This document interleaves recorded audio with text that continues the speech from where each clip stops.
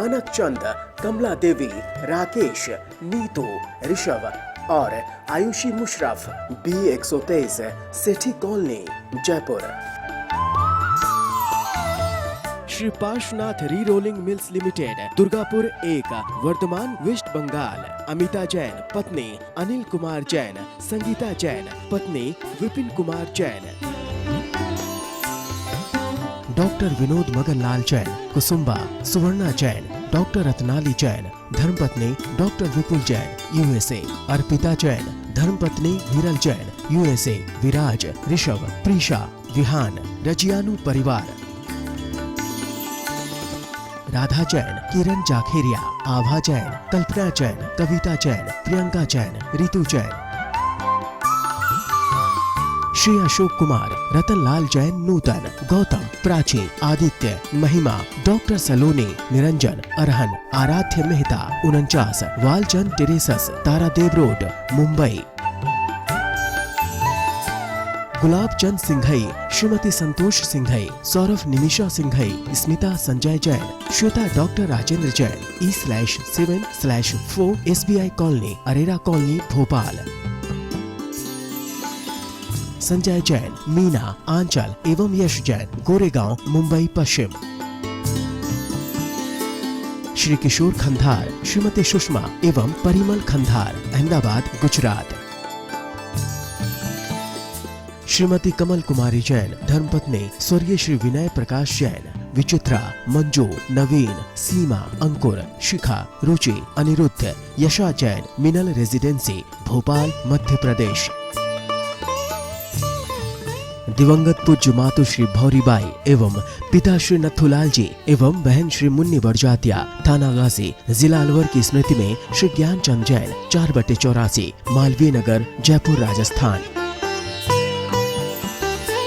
श्रीमती शांति देवी पाटने, पत्नी स्वर्गीय श्री निर्मल कुमार पाटने, सुपुत्र सुरेश कुमार पाटने, विजय कुमार पाटने, अमित कुमार पाटने, इम्फाल, मणिपुर। श्री सन्मति महिला मंडल, श्री दिगंबर जैन मंदिर, सेठी कॉलोनी, आगरा रोड, जयपुर।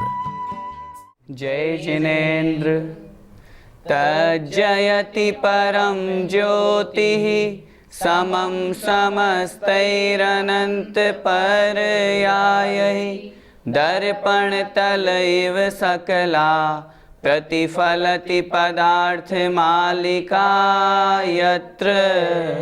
पंच परमेष्ठी भगवान की जय। आचार्य अमृतचंद स्वामी महाराज ने इस पुरुषार्थ सिद्धि उपाय महान ग्रंथ में श्लोक क्रमांक 42 से लेकर 90 तक 49 श्लोकों में हिंसा अहिंसा का अद्भुत विस्तृत विवेचन वर्णन किया, जिसे पढ़कर समझकर हमने यह जाना कि जितना हो सके हमें हिंसा से बचना है और अहिंसा का पालन करना है। उसी क्रम को आगे बढ़ाते हुए दूसरा पाप, झूठ पाप, असत्य का अगले श्लोक में कथन करते हैं। आइए उच्चारण करें। यदिदं प्रमाद योगा दशदविधानं विधीयते, किमपि तदनृतमपि विज्ञेयं तद्भेदाः सन्ति चत्वारः। आइए एक एक शब्द का अर्थ समझते हैं।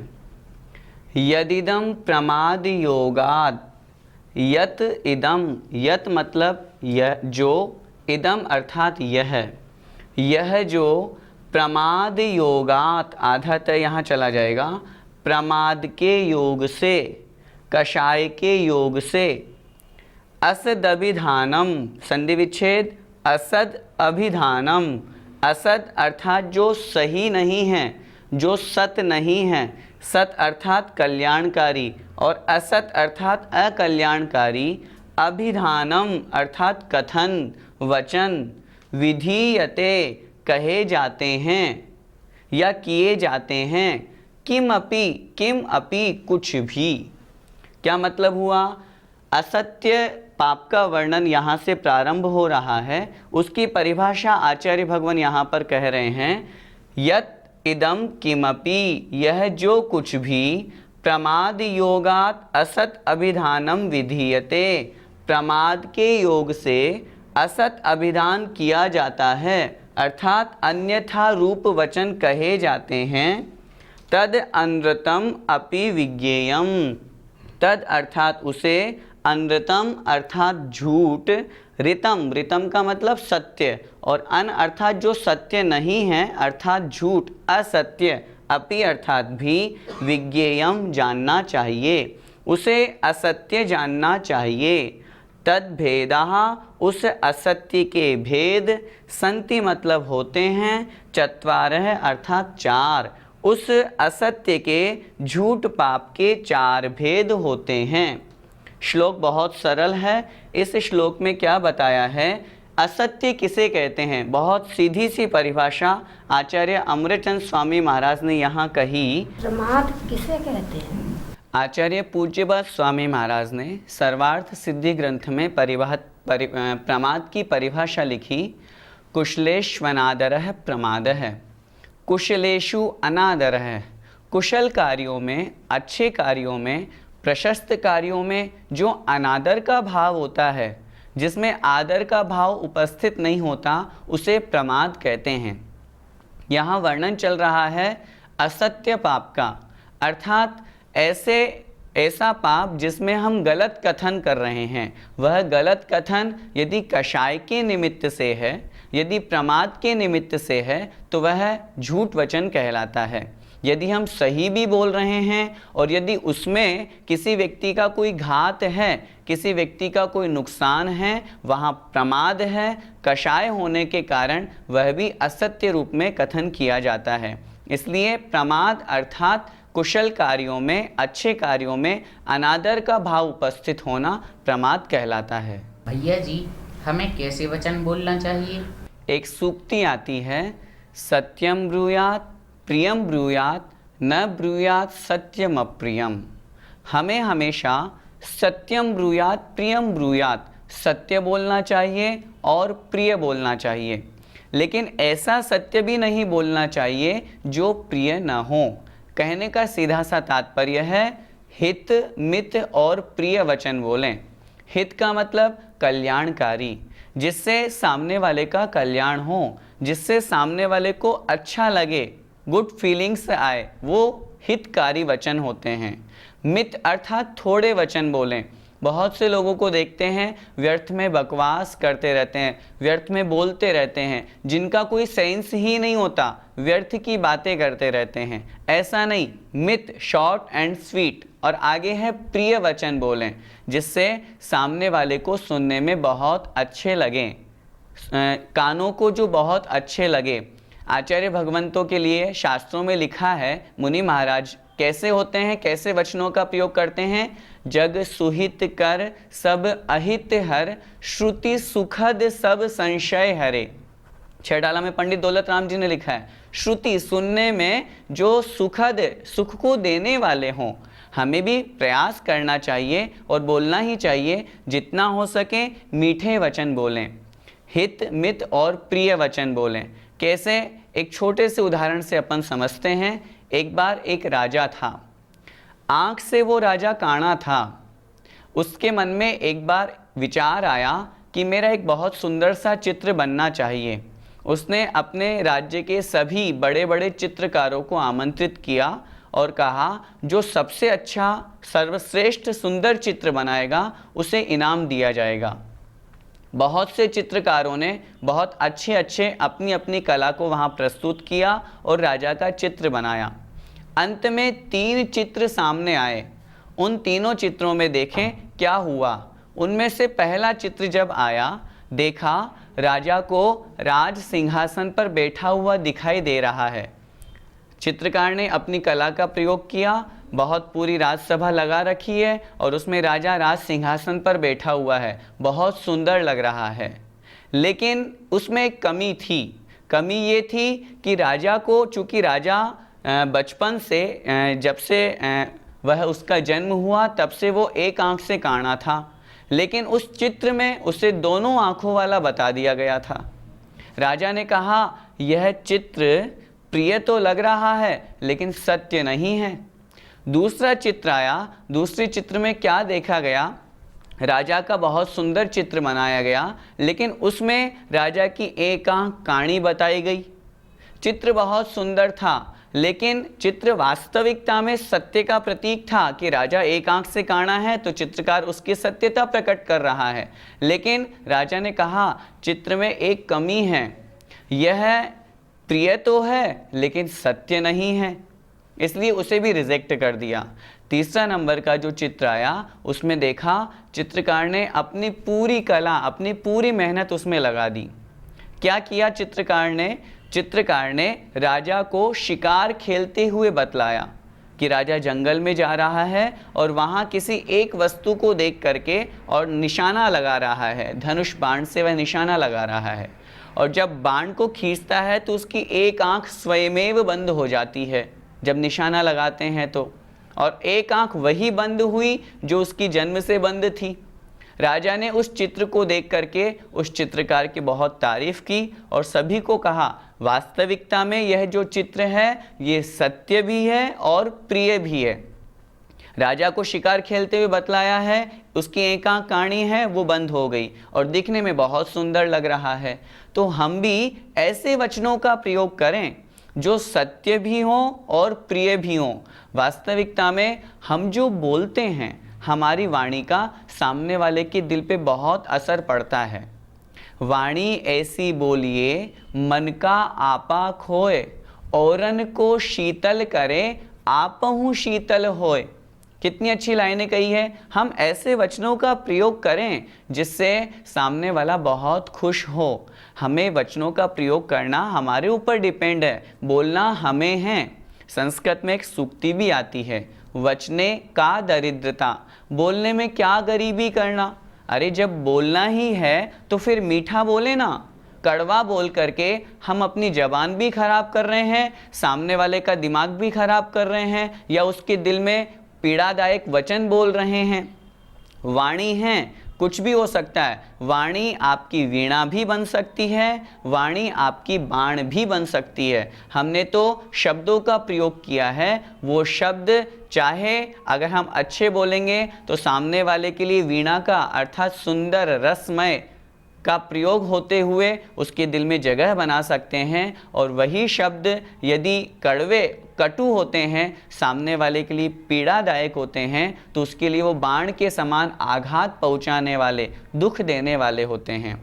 इसलिए चूंकि अब हम असत्य जो पाप है उसका वर्णन पढ़ रहे हैं, हम हमेशा इस बात का ध्यान रखें, असत्य जो झूठ है उससे बचने का तो पूर्ण रूप से हमको प्रयास करना ही करना है। और कभी भी यदि सच बोलने का भी बात बने तो ऐसा सच भी नहीं बोलना जिससे सामने वाले के दिल को ठेस पहुँचे। क्योंकि यदि हम सामने वालों को पीड़ादायक वचन बोल रहे हैं तो उसे भी आचार्य भगवान अमृतचंद स्वामी महाराज ने हिंसा की कोटि में ले लिया, अर्थात अपने आत्म परिणामों की हिंसा कर दी। आत्मा का स्वभाव सत्य बोलना है, असत्य नहीं। आत्मा का स्वभाव हितमित प्रिय वचन बोलना है। तीर्थंकर भगवान दिव्य ध्वनि के माध्यम से हमें कितना अच्छा उपदेश देते हैं, कल्याणकारी उपदेश देते हैं। उसी उपदेश को प्राप्त करके जिनवाणी के कथन के अनुसार, जिनवाणी में जो कहा है ऐसे वचनों का प्रयोग हम करेंगे तो हमारे जीवन में सत्य धर्म की प्राप्ति हो सकती है। लोभ और हंसी में तो हम बहुत झूठ बोलते हैं, तो क्या पाप लगेगा? लोभ हो, चाहे क्रोध हो, चाहे हंसी हो, यदि हम झूठ बोल रहे हैं तो पाप तो लगेगा ही लगेगा। क्यों? क्योंकि वहाँ पर कषाय रूप परिणाम है, प्रमाद योग है। आचार्य उमा स्वामी महाराज ने जहाँ तत्वार्थ सूत्र में सत्य व्रत की भावनाओं का वर्णन किया, वहाँ पर लिखा क्रोध लोभ भीरुत्व हास्य प्रत्याख्यानान्यनुवीचि भाषणम च पंच, अर्थात क्रोध प्रत्याख्यान, लोभ प्रत्याख्यान, हास्य प्रत्याख्यान, भीरुत्व प्रत्याख्यान और अनुवीची भाषण। हमें सत्य वचन बोलना है तो हमें क्या ध्यान में रखना है कि कहीं हम क्रोध के निमित्त से गुस्से में आकर झूठ तो नहीं बोल रहे, उसका हमें त्याग करना है। लोभ के कारण से झूठ तो नहीं बोल रहे। विचार करें, व्यापार करने वाले लोग हैं, वकील पेशे से जो हैं, ऐसे लोग लोभ के कारण से कितना झूठ बोलते हैं। न्याय के द्वारा कमाया हुआ धन ही हमारे लिए उपयोगी है। यदि अन्याय से कमाया है तो वह अन्याय में ही चला जाएगा। बहुत से केस ऐसे होते हैं जो गलत होते हैं, वकीलों को मालूम होते हैं, लेकिन फिर भी पैसे के लोभ के कारण से वो झूठ बोलते हैं। सोचिए, उनको पाप तो लगेगा ही लगेगा। सिर्फ लोभ के कारण से, पैसे के लोभ इतना हमें पागल बना देता है कि हम जिन धर्म को छोड़ करके मिथ्यात्वी देवी देवताओं की तरफ भी बढ़ जाते हैं। किसी ने कहा कि भैया तुम वहाँ जाओ, उन बालाजी भैरव जी के पास जाओ, तुम्हारा काम बन जाएगा। और हमने अपने जिन धर्म को, जिनेंद्र भगवान को, सच्चे वीतरागी धर्म को छोड़ करके और सिर्फ पैसे के लोभ के कारण से हम उधर प्रवृत्ति कर जाते हैं, सिर्फ लोभ के कारण से। इसलिए लोभ के निमित्त से जो बहुत से व्यापारी लोग झूठ बोलते हैं, उन्हें उससे बचना चाहिए। भीरुत्व, भय के कारण से, हास्य, हंसी हंसी में, किसी ने कहा है हंसी हंसी में हम बहुत कर्म बंद कर लेते हैं, लेकिन जब कर्मों का उदय आता है तो हमें बहुत रोना पड़ता है। स्वयं विचार करें, कितना मजाक करते हैं, सुबह से शाम तक हम गपशप में, अपने मित्रों के साथ में, फ़ोन पर, इन्हीं हंसी हंसी में हम कितना कर्म बंद कर लेते हैं। उससे हमें बचना चाहिए और अनुवीची भाषण अर्थात शास्त्र के अनुसार ही बोलना चाहिए। आजकल कितनी बड़ी विडंबना हो रही है। आचार्य कुंद स्वामी महाराज को तो सब मानते हैं, लेकिन आचार्य कुंद स्वामी महाराज ने क्या कहा, कैसे कहा, किस दृष्टि से कहा, ये बहुत कम मानते हैं। उसका अन्यथा प्ररूपण कर देते हैं। दोनों नयों को साथ में लेकर के कथन किया। आचार्य अमृतचंद स्वामी महाराज ने इसी ग्रंथ में प्रारंभ में कहा, यदि व्यवहार नय और निश्चय नय दोनों में से किसी एक को मानोगे तो तत्व का विनाश हो जाएगा, और यदि एक को नहीं मानकर मात्र दूसरे को मानोगे तो तीर्थ अर्थात धर्म का विनाश हो जाएगा। इसलिए शास्त्र के अनुसार बोलें। हम स्वयं शास्त्र के अनुसार आचरण नहीं कर पा रहे हैं, इसका मतलब यह नहीं होता कि हमने शास्त्रों की परिभाषा ही बदल दी, आचार्यों के कथनों को ही परिवर्तित कर दिया। हम स्वयं उस राह पर नहीं बढ़ पा रहे हैं तो हमारी शक्ति आपकी है, वो आपकी कमी है, हमारी कमी है, लेकिन हमारा यह कर्तव्य नहीं है या हम ऐसा नहीं कर सकते कि हम शास्त्रों को अपने अनुसार बदल दें। इसलिए शास्त्रों के अनुसार बोलना, उसके अनुसार प्रवर्तन करना। इस प्रकार इस सत्यव्रत की 5 भावनाओं को ध्यान में रखना चाहिए, जिससे हम कभी झूठ की ओर न बढ़ सकें। झूठ के 4 भेद कौन कौन से हैं? झूठ के 4 भेद आचार्यों ने कथन किए हैं। सबसे पहला, जो वस्तु मौजूद है उसे मना करना। दूसरा, जो वस्तु मौजूद नहीं है उसे हाँ करना। तीसरा, कुछ का कुछ कहना, जो है उसे मना करना, जो नहीं है उसे हाँ करना। और चौथा, निंदित और गर्हित वचन बोलना। इस प्रकार झूठ के 4 भेद किए हैं, जिनका क्रमशः वर्णन अगले श्लोकों में आचार्य भगवान स्वयं कर रहे हैं। आइए पहला जो असत्य वचन है उसका श्लोक पढ़ते हैं। स्वक्षेत्र काल भावै सदपि यस्मिन् निषिध्यते वस्तु तत्प्रथममसत्यं स्यात् नास्ति यथा देवदत्तोत्र। आइए एक एक शब्द का अर्थ समझते हैं। 4 प्रकार का जो असत्य होता है उसमें सबसे पहला कौन सा है? सबसे पहला कहा, जो वस्तु मौजूद है उसे मना करना। स्वक्षेत्र काल भावहि, स्व अर्थात अपने, क्षेत्र, काल और भावों के द्वारा। स्व का अर्थ यहाँ पर द्रव्य भी हमें ग्रहण करना है। द्रव्य, क्षेत्र, काल और भावों के द्वारा। सदपि ही यस्मिन् निषिध्यते वस्तु। सद अपि, सद अर्थात मौजूद, अस्तित्व वाली, अपि मतलब भी, ही मतलब निश्चित रूप से, यस्मिन् निषिध्यते, यस्मिन् जिस वचन में, जिस कथन में, निषिध्यते अर्थात मना किया जाता है, निषेध किया जाता है। किसका? वस्तु अर्थात वस्तु। क्या मतलब हुआ? मतलब ये अपने द्रव्य, क्षेत्र और काल भाव, इन 4 चीज़ों से जो वस्तु मौजूद है उस वस्तु को निषेध अर्थात मना कर दिया। तत्प्रथमम असत्यम स्यात्। तत् मतलब वह, प्रथमम पहला, असत्यम अर्थात असत्य झूठ, स्यात् मतलब होता है।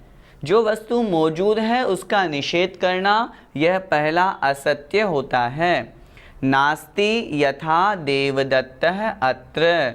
यथा अर्थात जैसे, न अस्ति नहीं है, देवदत्तः अत्र यहाँ देवदत्त, जैसे यहाँ देवदत्त नहीं है। देवदत्त किसी व्यक्ति विशेष का नाम, कोई भी हो, चाहे व्यक्ति हो चाहे वस्तु हो, वह वस्तु वहाँ मौजूद है, स्थित है, अस्तित्व वाली है, अपने द्रव्य क्षेत्र काल और भावों से वहाँ स्थित है, उपस्थित है, लेकिन फिर भी उस वस्तु का निषेध कर देना, वह वस्तु यहाँ नहीं है, इस प्रकार कथन करना, यह पहला असत्य होता है।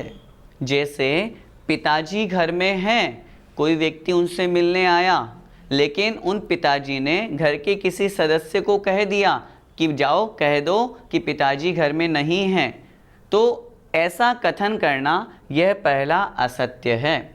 ऐसा हम कितनी बार करते हैं, बहुत बार करते हैं। जब हमें किसी से नहीं मिलना, कोई व्यक्ति कर्जे में है, पैसा लेने के लिए आया है, उसको मना कर देते हैं। बहुत तरह की झूठ हम बोलते हैं। कोई वस्तु है, उसे हम नहीं देना चाहते, उस वस्तु के लिए हमने मना कर दिया, यह वस्तु हमारे पास नहीं है। इस तरह का कथन करने से पहला असत्य अर्थात झूठ हो जाता है। चार भेद जो हम पढ़ेंगे उसमें सबसे पहला यही है, वस्तु के मौजूद होने पर भी उसे मना करना। यहाँ द्रव्य क्षेत्र काल भाव से क्या समझना चाहिए? द्रव्य क्षेत्र काल और भाव, ये चार चीज़ें हैं। किसी भी व्यक्ति अथवा वस्तु का कथन किया जाता है, इन चारों की अपेक्षा किया जाता है। सबसे पहला द्रव्य, वह जो वस्तु अथवा व्यक्ति है उसका जो पिंड है वह कहलाता है द्रव्य। क्षेत्र, जिस स्थान पर वह है वह कहलाता है क्षेत्र। काल, जिस समय वो वहाँ पर है वह कहलाता है काल। और भाव अर्थात उस वस्तु का अथवा व्यक्ति का गुण धर्म, यह कहलाता है भाव। किसी का भी वर्णन करते हैं, कथन करते हैं, तो द्रव्य क्षेत्र काल भाव की अपेक्षा से किया जाता है। इसलिए यहाँ पर कहा, कोई वस्तु द्रव्य से भी वहाँ है, क्षेत्र भी वही है, काल भी है, भाव भी है, चारों चीज़ों से युक्त होकर के वो वस्तु वहाँ उपस्थित है, लेकिन फिर भी उसे मना कर देना, उसका निषेध कर देना, यह द्रव्य क्षेत्र काल भाव रूप वस्तु का निषेध करना कहलाता है। भैया जी, कोई व्यक्ति हमसे हिंसक वस्तु अर्थात पिस्तौल आदि मांगने के लिए आया और हमने उसे मना कर दिया, तो क्या हमें झूठ पाप लगेगा? अगर कोई हिंसक वस्तु हमसे मांगने आया और हमने मना कर दिया तो वहाँ हमें कोई पाप नहीं लगेगा, क्योंकि वह जो वस्तु है उस वस्तु से किसी जीव का घात होगा। और यदि वह व्यक्ति उस वस्तु को देता है तो हिंसा दान होगा। हिंसा दान अनर्थ दंड के अंतर्गत आता है। इसलिए ऐसी वस्तु को देने से उसके पाप बंधेगा। और यदि वो मना करता है तो चूंकि वो जीव की हिंसा होने से बचा रहा है, किसी प्राणी की रक्षा कर रहा है, इसलिए वस्तु होते हुए भी मना करने पर भी उसे पाप नहीं लगेगा। जय जिनेंद्र। मानक चंद, कमला देवी, राकेश, नीतू, ऋषभ और Aayushi Musharraf, B123, Sethi colony, Jaipur. Shri Parshwanath re rolling mills limited, Durgapur 1, Bardhaman, west Bengal. Amita Jain पत्नी अनिल कुमार जैन, संगीता जैन पत्नी विपिन कुमार जैन। डॉक्टर विनोद मगनलाल जैन, कुसुम्बा, सुवर्णा जैन, डॉक्टर रत्नाली जैन, धर्मपत्नी डॉक्टर विपुल जैन, USA। अर्पिता जैन, धर्मपत्नी वीरल जैन, USA। विराज, ऋषभ, प्रीशा, विहान, रजियानु परिवार। राधा जैन, किरण जाखेरिया, आभा जैन, कल्पना जैन, कविता जैन, प्रियंका जैन, रितु जैन। श्री अशोक कुमार, रतनलाल जैन, नूतन, गौतम, प्राची, आदित्य, महिमा, डॉक्टर सलोनी, Niranjan, Arhan, Aaradhya Mehta, 49, Walchand terraces, Tardeo road, Mumbai. Gulab Chand Singhai, Shrimati Santosh Singhai, Saurabh Nimisha Singhai, Smita Sanjay Jain, Shweta doctor Rajendra Jain, E/7/4 SBI colony, Arera colony, Bhopal. Sanjay Jain, Meena, Aanchal एवं यश जैन, गोरेगांव, मुंबई पश्चिम। श्री किशोर खंधार, श्रीमती सुषमा एवं परिमल खंधार, अहमदाबाद, गुजरात। श्रीमती कमल कुमारी जैन, धर्मपत्नी स्वर्गीय श्री विनय प्रकाश जैन, विचित्रा, मंजू, नवीन, सीमा, अंकुर, शिखा, रुचि, अनिरुद्ध, यशा जैन, मिनल रेजिडेंसी, भोपाल, मध्य प्रदेश। दिवंगत पूज्य मातु श्री भौरीबाई एवं पिता श्री नथुलाल जी एवं बहन श्री मुन्नी बड़जातिया, थाना गाजी, जिला अलवर की स्मृति में श्री ज्ञानचंद जैन, 4/84, मालवीय नगर, जयपुर, राजस्थान। श्रीमती शांति देवी पाटने, पत्नी स्वर्गीय श्री निर्मल कुमार पाटने, सुपुत्र सुरेश कुमार पाटने, विजय कुमार पाटने, अमित कुमार पाटने, इम्फाल, मणिपुर। श्री सन्मति महिला मंडल, श्री दिगंबर जैन मंदिर, सेठी कॉलोनी, आगरा रोड, जयपुर।